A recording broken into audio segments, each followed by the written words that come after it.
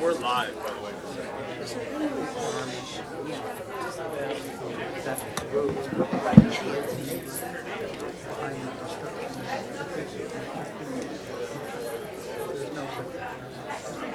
I can make it.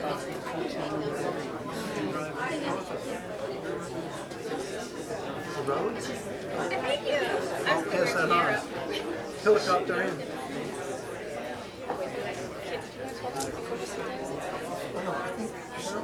Oh, she found it. Yeah. No, I had it down.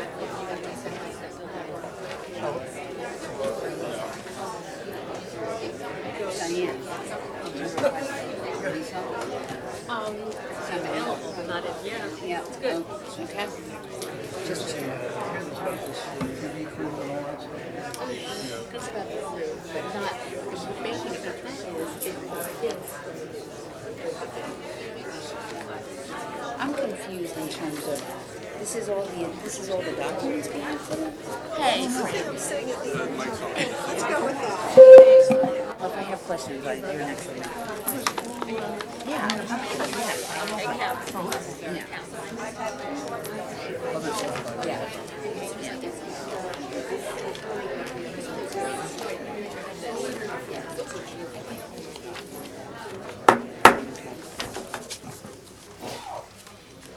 Good evening.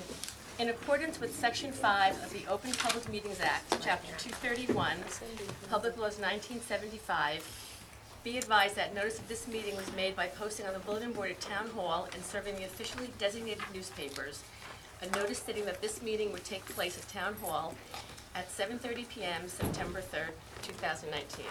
Please stand and salute the flag. I pledge allegiance to the flag of the United States of America and to the republic for which it stands, one nation, under God, indivisible, with liberty and justice for all.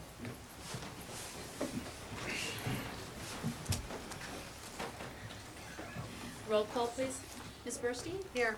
Mr. Levy? Here. Here. Ms. Prupus? Here. Mayor Phil Eglo? Here. Thank you. May I have a motion to approve the agenda? So moved. May I have a second? Second. All those in favor? Aye. Any opposed? Is our county representative George here? No? We'll start with reports. We'll start at this end tonight. Committeewoman Prupus, do you have any reports? I have no reports. Committeeman Levy? No report. Committeewoman Benjamin? Mill Wheels rolling into Millburn Saturday, September 7th, 2 to 4 p.m. Taylor Park. We have 23 organizations that have committed to decorating wheels. There will be food, there will be music, there will be a dance performance, and we would encourage all our residents to come and participate. I think it's going to be a terrific afternoon, and I hope to see all of you there. Thank you. Thank you. George is here. George, where? Left. Oh, hi. Our county representative, George Serio, will make his report. Good evening, Mayor and Township Committee. Two announcements upcoming in September. First is the annual Remembrance Day for September 11th, which the county executive's been doing every year since the tragedy. That will take place at the Eagle Rock Reservation beginning at 8 a.m. There will be speakers there as well as representatives from the county, and there'll be music played by an orchestra. At the end of the month, the annual Senior Wellness will take place at Cody Arena. That will take place on Tuesday. It begins at 10 a.m. till 2 p.m. So all seniors are invited. They'll have screenings. Vendors will be there providing various items for seniors. They'll do blood pressure screenings and that sort of thing. So that's another event upcoming. And that's my report. Thank you. Thanks. Attorney Falcon, any reports? No report. Alex, any reports? Just one quick report. In residents' tax bills coming out, there will be a leaf collection schedule. This is a program that we've run for probably the last 8 or 9 years, in which leaf collection is scheduled by zone. It's the zone that coincides with your trash collection. Just encourage residents to keep that piece of paper, keep that schedule, make sure you abide by the schedule of when to put leaves out. It's all in accordance with the Stormwater Protection Act, and we want to just make sure that there's compliance with that. So that schedule will be in your tax bills. Thank you. So before you start, I just want to announce Oh, okay. that, okay? Because I'm going to be a bit of a jack in the box tonight. I am recused from hearing anything on the Woodland Road matter, so I will be leaving the dais, or whatever this is called, up here during any of the presentations, as well as during public comments. So don't take it the wrong way, but I will be coming back and forth during public comment depending on what the topic is. Thank you. Can you know the Thank you. reason for the recusal, please? There's a law firm conflict. That arose this year. Thank you, Committeewoman Burstein. Okay. In regards to moving forward tonight, we have a big crowd. I'm going to speak to what we're here about. In regards to the township's current litigation with 85 Woodland Road, LLC, the Township Committee is now in a position to open the matter to the public.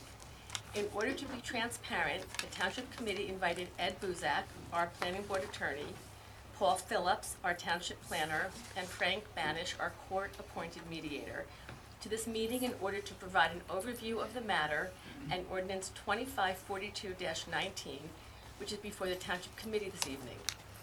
If introduced, the ordinance in full will be posted on the clerk's page on the Township's website and available in the clerk's office tomorrow. The public hearing and consideration of adoption is scheduled for September 17th meeting here in Town Hall. Public comment will follow immediately after our professionals' presentation.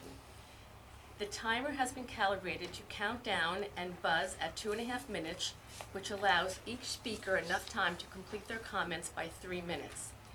This is to ensure everyone has an opportunity to be heard, and each participant we ask will be speaking once. If you have further comments or statements, please do not hesitate to reach out to the committee by providing correspondence to our township clerk or by emailing to any of us directly. All contact information for every township committee person is on the website or calling town hall. Please remember, this is a business meeting. Please do not address the professionals or staff directly, and please direct all comments to me. When invited to speak, please come to the lectern, clearly state your name and address, and speak into the podium microphone so that your comments can be understood by all and properly recorded. Whenever an audience or committee member reads from a prepared statement, please give or email a copy to the Township Clerk's office at cgatti@millburntwp.org. And remember, to facilitate an orderly meeting and to permit all to be heard, the comments will be limited to 3 minutes. I would like to invite our professionals to present at this time. I believe we're going to start with, I'm sorry, Mr. Kirsch, now is not the time. Mr. Buzak, you will be our first presenter tonight. Thank you, Madam Mayor, members of the Township Committee, members of the public. Tonight on the agenda- Mr. Buzak, if you come to the podium, so you'll be on the microphone, everyone will be able to hear you better.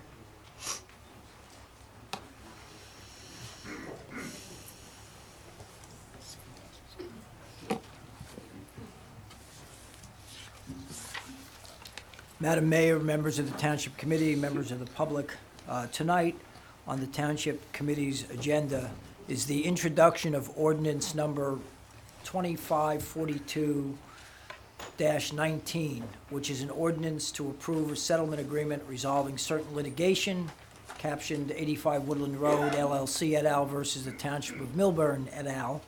With the docket number, and also to adopt a zoning ordinance implementing the settlement agreement. So it's an omnibus ordinance accomplishing two objectives: approving the settlement and adopting the zoning ordinance that implements that settlement.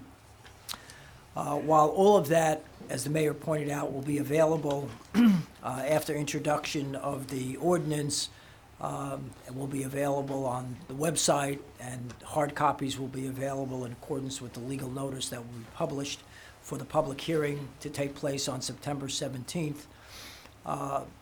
The purpose of my short presentation will be to outline the essential terms and conditions of the settlement agreement. The Township Committee is familiar with it. Well, we've spent a good deal of time with the negotiating committee and then with the Township Committee in full on the terms and conditions, and it's important to go through them so that the public is aware of the essential terms.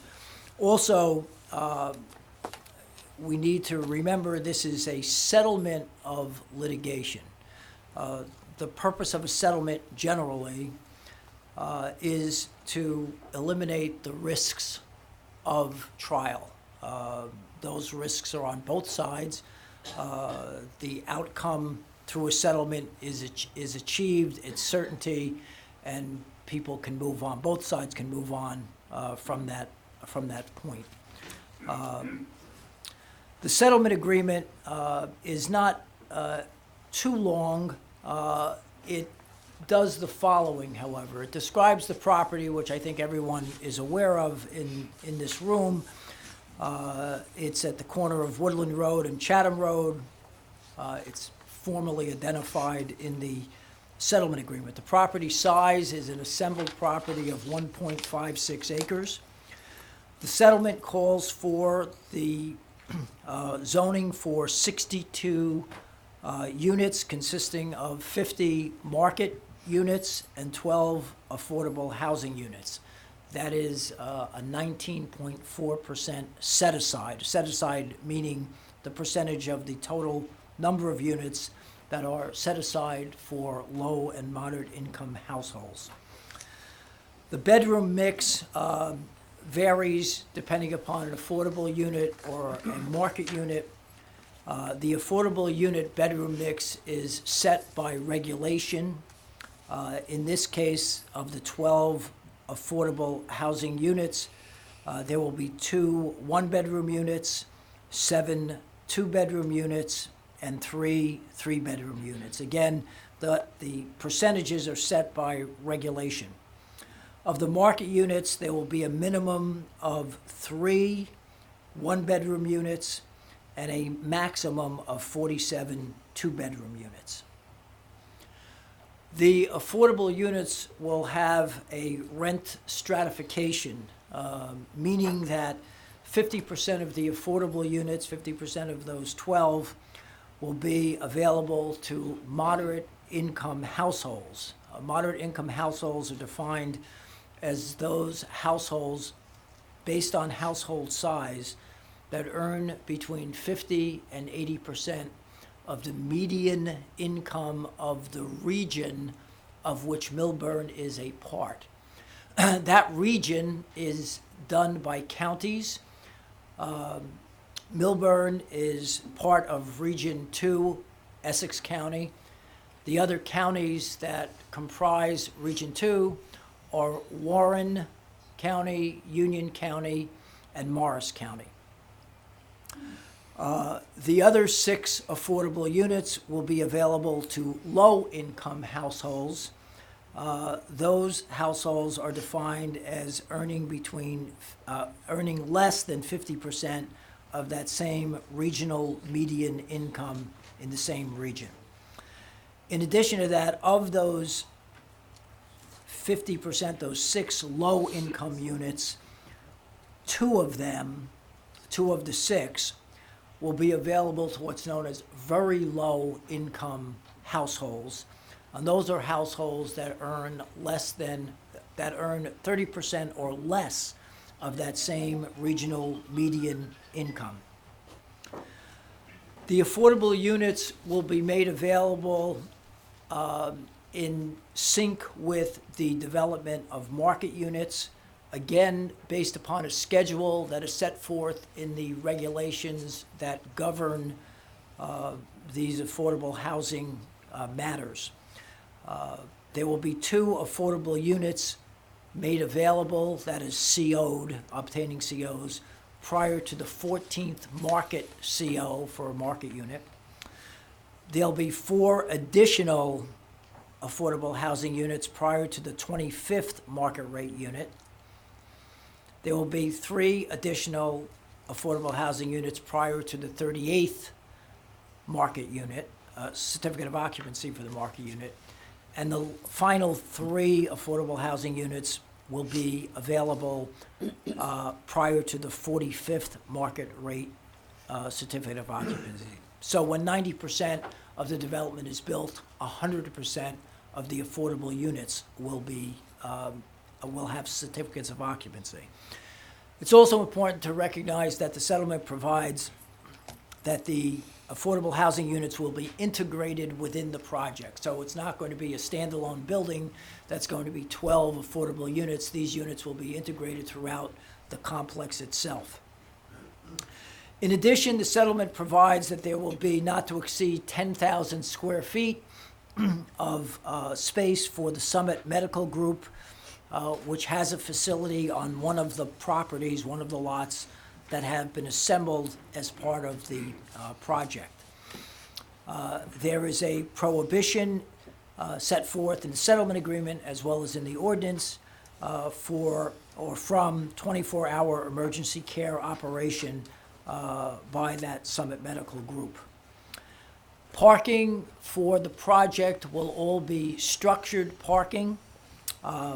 There'll be no surface parking for the project. It will all be underground or under building parking. There will be a total of 192 spaces for the project. 50 of those 192 will be designated for use by the medical offices, the Summit Medical Group. The project will be constructed in 2 phases. Phase 1 consists of the 10,000 square feet of medical office space fronting on Chatham Road and 35 residential units above it, together with associated parking for both the medical group and for the 35 units, residential units that will be constructed above. Phase 2 will involve the demolition of the existing Summit Office Medical Building and the construction of the balance of the residential building and parking. The zoning ordinance is contained in Ordinance 2542-19. It's also attached to the settlement agreement, or the form of it is attached to the settlement agreement. There's also concept plans, which are attached as Exhibit B to the settlement agreement, that form the general outline of the aesthetics of the building, phasing of the building, the units, and so forth. It's important to note that the settlement agreement provides that there will be no deviations, that is, variances that can be sought by the developer for 5 different categories. When a developer submits an application to the planning board, in this case, they can seek variances from the ordinances, the bulk requirements of ordinances. The settlement agreement limits the developer's ability to do that for use. That is, the use that we have in the ordinance will be the use that will be on the property. Maximum density, the developers cannot seek a density variance. The footprint of the structure is fixed based upon the concept plans. The aggregate number of units that I mentioned earlier, 62 units, and the height that's set forth in the ordinance and the number of stories also cannot be the subject matter of any variance request when the plan is submitted to the planning board. However, reasonable de minimis variances for other bulk requirements may be sought at the time the planning board applications is made, provided they result from detailed final engineering design of the project. The regulations and the law provides that in any affordable housing project, inclusionary project, a municipality cannot impose what's known as cost-generative features. The concept being that the developer should be focused on providing the affordable units and should not be spending money on cost-generative aesthetic items. The settlement agreement provides that the developer acknowledges that the ordinance that will come up a little bit later on in your meeting does not contain any cost-generative provisions.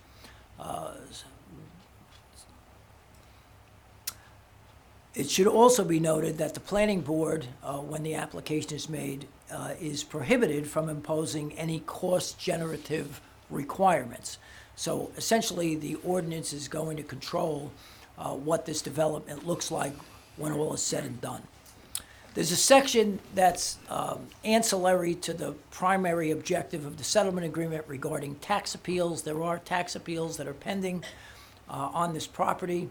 All tax appeals and township cross claims will be dismissed within 30 days of the approval of the settlement agreement at a fairness hearing, and I'll get to that in a minute. The developer is required to comply with all environmental permits issued in connection with the remediation of the property and will comply with all applicable environmental laws, rules, and regulations. Those laws, rules, and regulations are not township laws, rules, and regulations. Those are regulations, laws, and requirements that are imposed by the DEP, and DEP will be the enforcing agency of any of those to the extent that they are applicable. I mentioned about a fairness hearing that relates to the effective date of both the settlement agreement and the accompanying ordinance. Both of those documents, the settlement agreement and the zoning ordinance, which is contained in Ordinance 2542, will not become effective until the settlement agreement is approved by the Superior Court of New Jersey at what's known as a fairness hearing. That fairness hearing will be scheduled by the court after the approval of the settlement agreement and the execution of the settlement agreement. Notice of the date, time, and place of the fairness hearing will be published in multiple newspapers and disseminated to various entities. Interested parties under that notice will be given the opportunity to be heard at that fairness hearing, which will be conducted in court, usually during the day. The settlement agreement provides that the parties will jointly request the court to conduct a fairness hearing within 60 days of the execution of the agreement by all the parties.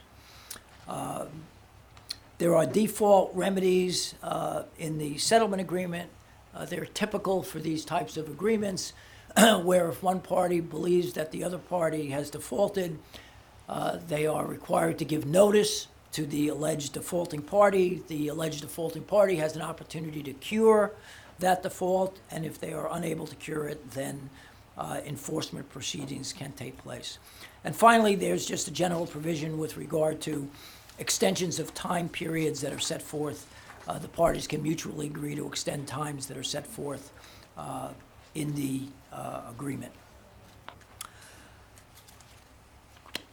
Mayor and Township Committee and members of the public, that concludes my presentation of the settlement agreement. Those are the bare bones of it, but the essential terms. As I said, it will be available to the public.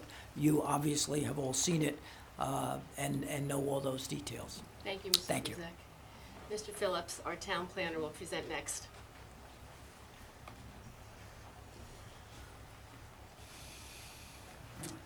Good evening. So I'm going to talk about the zoning ordinance amendment, which essentially reflects the settlement agreement with 85 Woodland Road LLC. I'm going to be brief, but I'll give you the major highlights of the ordinance. What it essentially does is it creates a new multifamily inclusionary housing district for the 4 lots that make up the development tract. The development tract is just slightly over 1.5 acres. It's currently within your B3 business district. As Ed Buzak stated, the amendment provides for development of 62 multifamily dwellings and up to 10,000 square feet of medical office space. 12 of those units, or nearly 20%, would be set aside for low and moderate income households. The ordinance is what I characterize as a very comprehensive ordinance. It is intended to fully enforce all of the particulars of the development and specifically the design objectives that were discussed and ultimately were agreed to as part of the negotiation process. It's roughly a 12-page ordinance, which is unusual. But I believe it has a level of detail that is intended to ensure that the overall site design, the landscaping, the amenities, the building articulation, the building materials duly reflect what was pushed for by township representatives and ultimately what was agreed to by the developer. Just some brief highlights as to what's in the ordinance. Regarding the medical office use, there's a provision that indicates that there can be no 24-hour urgent care or emergency care in connection with that medical office use. And that's notwithstanding the fact that there's nothing which would prevent that from occurring today with the existing office space that exists on the property. There is a required courtyard as part of the ordinance along Woodland Road, which is intended to break up the mass of the building and the scale of the building, as well as to provide an attractive amenity for project residents and also the public at large. There is fully enclosed below building parking at full build-out. Ed mentioned that the intent is to develop in 2 phases. During full build-out, there will be completely, basically below building parking, and there are no provisions for shared parking between the medical office use and the residential use. And I would also say the latter parking, meaning the residential parking, is not, the standards are not based on any relaxation due to the fact that this property is located within walking distance of a train station. We're not relaxing the parking requirement for that residential portion of the development.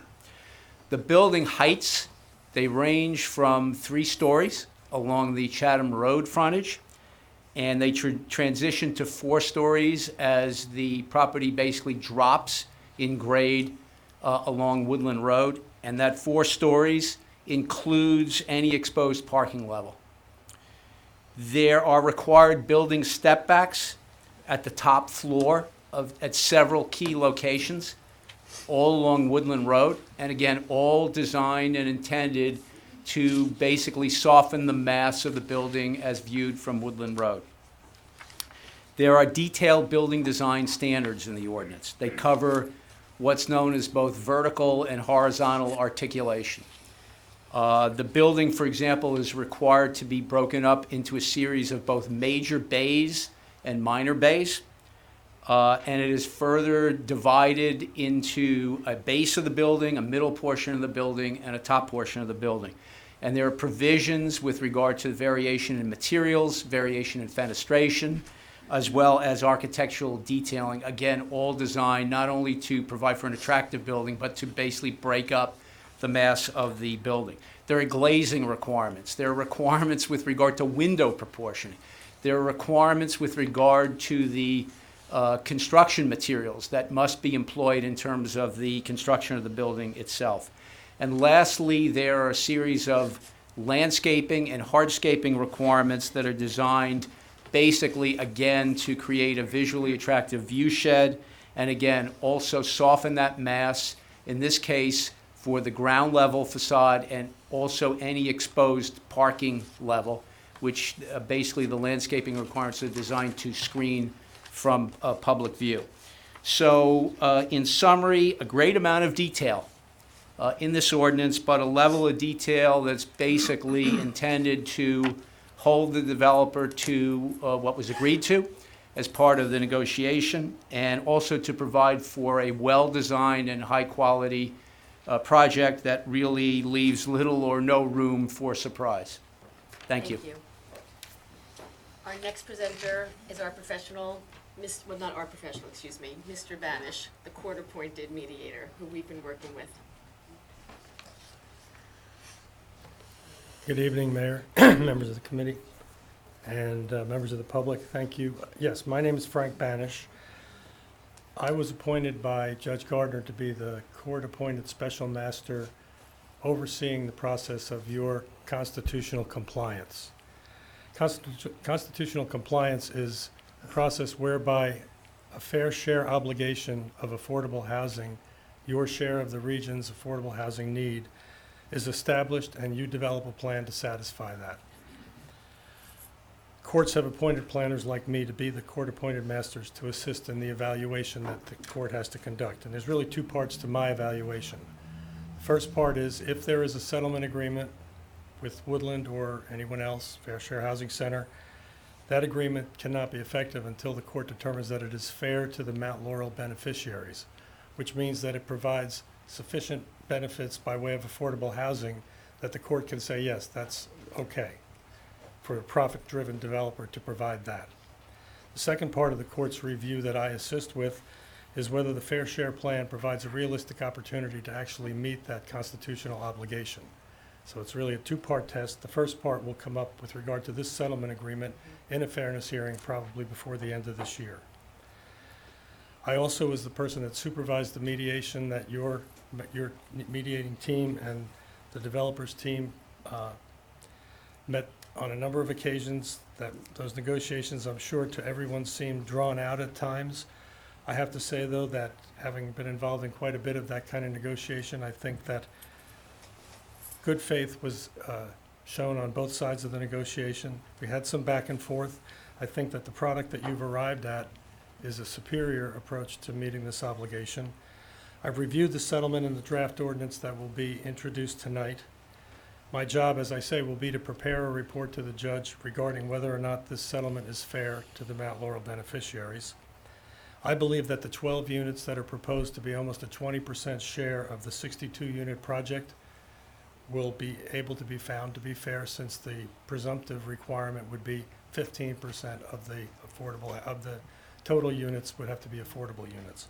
So where 10 units could have been required, your negotiating team managed to get 12 affordable units against the 1987 to 1999 obligation of over 1,000 affordable units.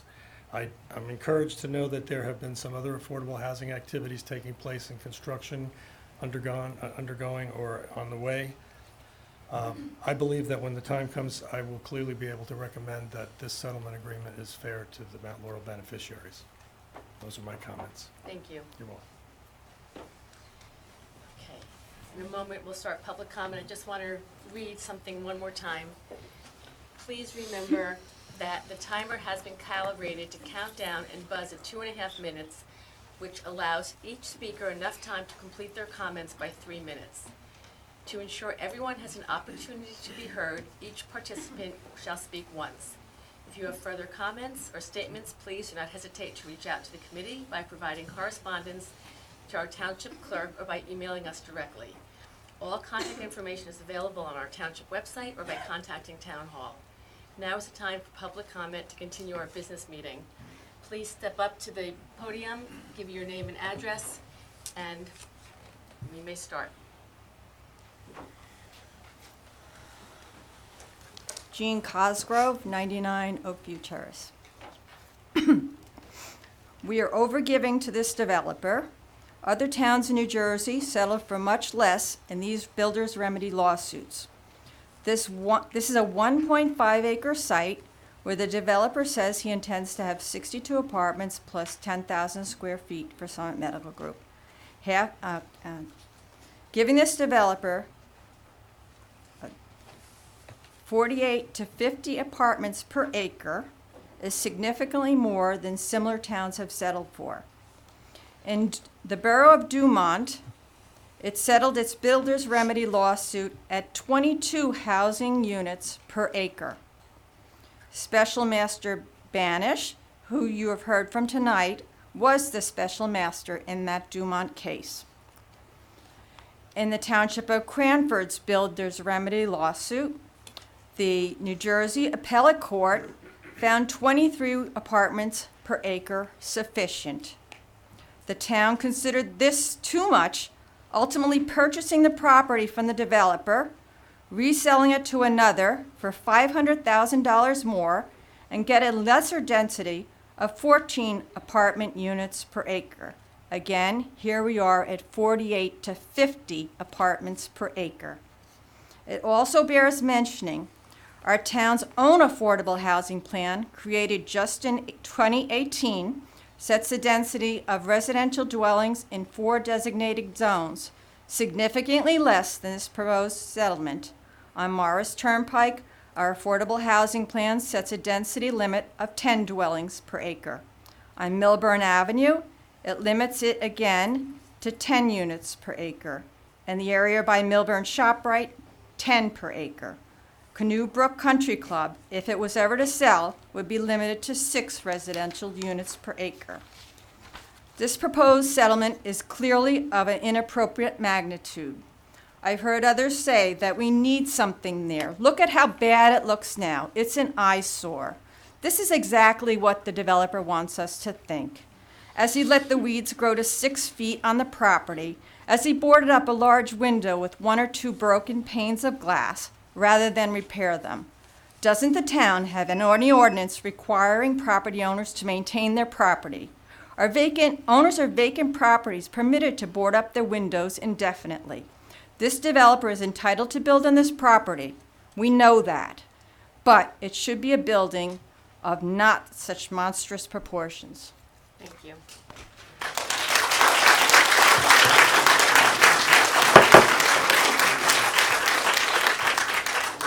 David Cosgrove, 99 Oakview. I'm urging this board to vote no for this proposal. It's exactly the same proposal that the builder offered you a year, 2 years ago. There's no change, there's been no scaling down, there's absolutely nothing that's been done as a result of the litigation.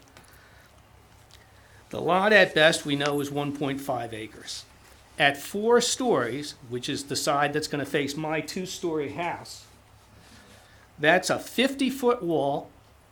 It's 200,000 square feet, this building. 200,000 square feet. Imagine that dropped next to one of your houses. Imagine that a half a block away from your house. Using as an example, if it was 3 stories, my presentation here, of course, addresses 4 stories and 3 because you folks wanted to keep this secret until about 5 minutes ago what was going on. But if it's 3 stories, if the whole building was 3 stories, that's 175,000 square feet. 40-foot wall. I've given all of you pictures that we took last weekend that are in your packets of what this area looks like with 40 feet and 30 feet and 20 feet. It's monstrous. No matter what you cover it with on the outside, it's like putting lipstick on a pig. It's monstrous. The average house in the neighborhood is 2,200 square feet. This building is 90 times the size of a house in the neighborhood. 90 times the size of the house. The Walgreens, which was recently put up at the corner of Millburn Millburn and Morris. Again, it's up to you whether you like that building or not. But that building is on a 1.7 acre lot. It's 1,520 square feet. It's a monster in and of itself. At the zoning board meeting on that building, Cheryl Burlstein, Committeewoman Burstein, said that she thought that building was too big for that lot.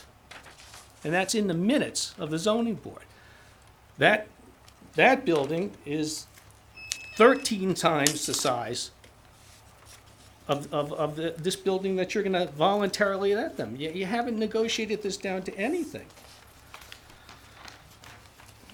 When you folks commissioned a survey of township residents in connection with the new town plan, one of the questions you asked was, do people here want different housing, different types of housing? 64% of the people in this town told you no. Thank you, Mr. Cosgrove. There's a lot of people who would like to speak. I was finished. Thank you. No, I'm sorry.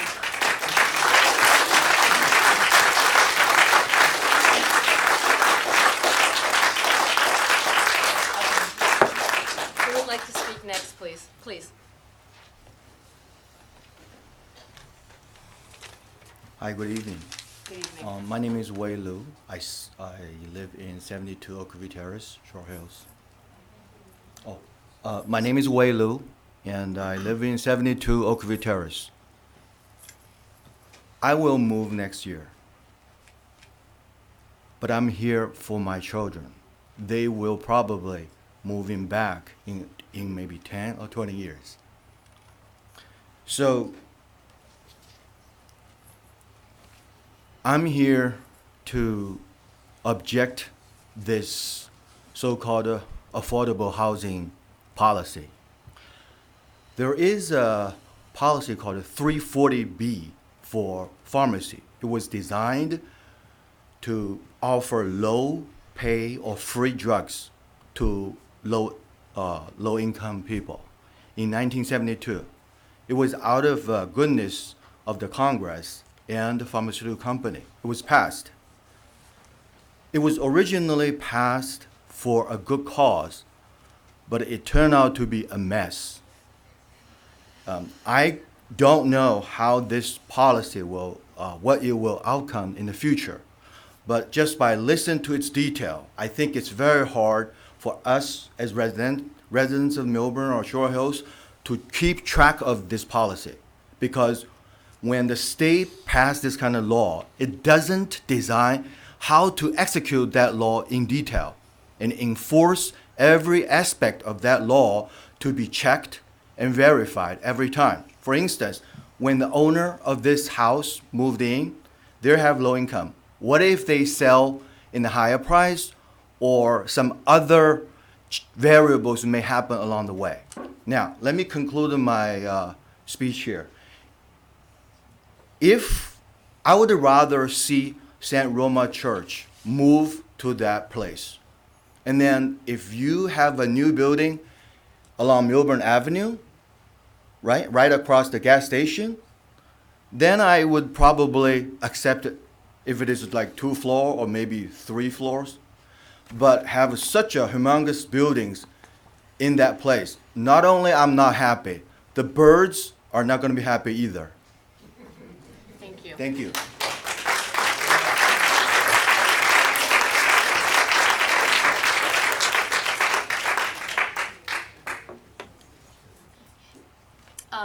Go ahead. And there are other topics people can speak to. I know there's people here for other things as well. Good evening. My name is Fernando Cabrera. I'm with Affiliated Management at 301 South Livingston Avenue in Livingston, New Jersey. I represent the interests of 295 Millburn Avenue. It's an apartment building right on Millburn Ave. And I'm here regarding the recently passed ordinance 2530-19. At the April 2nd, 2019 regular session meeting, committee member Lieberberg proposed ordinance 2530-19 and moved it to be taken up and passed on the first reading. The first reading would be April 16th, 2019. All committee members voted yes. Excuse me, I don't know off my head what ordinance. Can you just give an overview of what that is? It's the overview ordinance regarding parking that was passed.